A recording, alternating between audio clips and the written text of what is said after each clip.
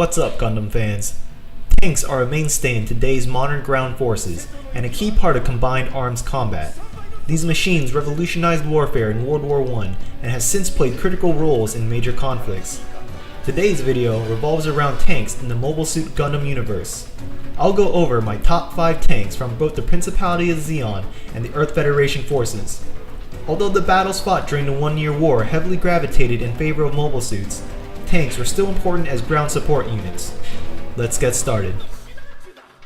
Number 5. The M61A5 Tank. Although a fictional mechanized weapon, the M61A5 Tank bears incredible similarities to our own modern tank designs. This tank was operated by the Earth Federation forces and saw combat during Zeon's invasion of Earth. The M61A5 Tank is the upgraded and improved version of the original Type 61 tank and sports a pair of heavy 155mm cannons, M60 and M299 anti-personnel machine guns, and 2 4-type smoke discharges. You can witness this tank in a 1v1 action against a MS06V Zaku 2 in Mobile Suit Gundam Igloo. Number 4. The MS06V Zaku Tank. This Zeon tank was created out of necessity and material shortages.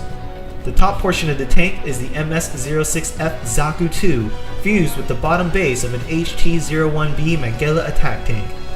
As the 1-year war rages on, Zeon military leaders were in short supply for mobile suits and other combat supplies. Zeon was thus forced to salvage parts and materials from existing damaged units, creating the MS06V Zaku tank. These tanks were prized commodities for Zeon military leaders fighting on the battlefield. The tank's 3-barrel 35mm machine cannons, ability to hold handheld weapons, 3 tube missile pods, and ability to carry a 180mm artillery gun played a significant role in ground combat. The success of this tank spawned many variants. For number 3, the G87 Luna Tank. Zeon is known for creating a few interesting weapon designs, and the Luna Tank is definitely not an exception. This rounded sphere was produced 1 year prior to Universal Century 0079, and as the name suggests, this tank was created for moon operations in Grenada. It is equipped with rocket engines and traditional tank treads. It sports 8 2-barrel cannons augmented around its main body. Unfortunately, this tank was not utilized during the war, and only 34 units were ever produced, with 28 lost during the Grenada lunar upheaval, and no models survived the 1-year war.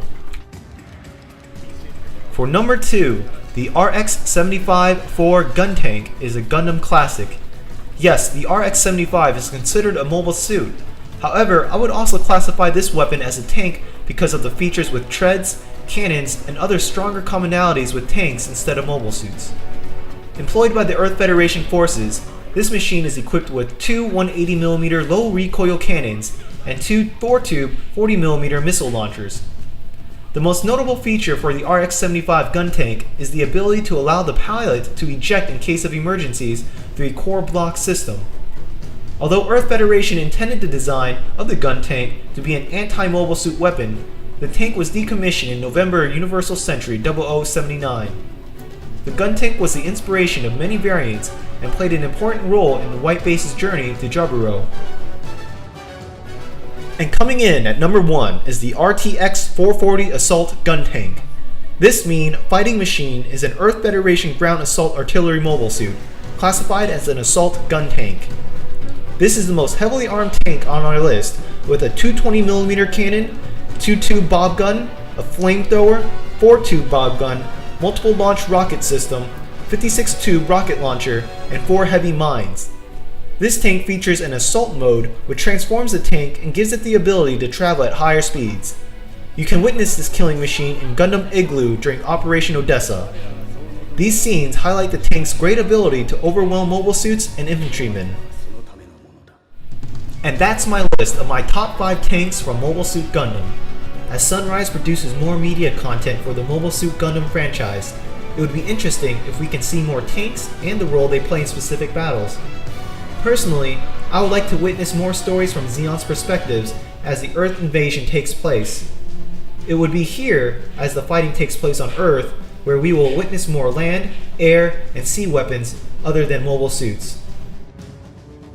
Let me know what your favorite tanks are from the Gundam universe. Did I forget a model? Would you argue that Guntanks are classified as more mobile suit than a tank?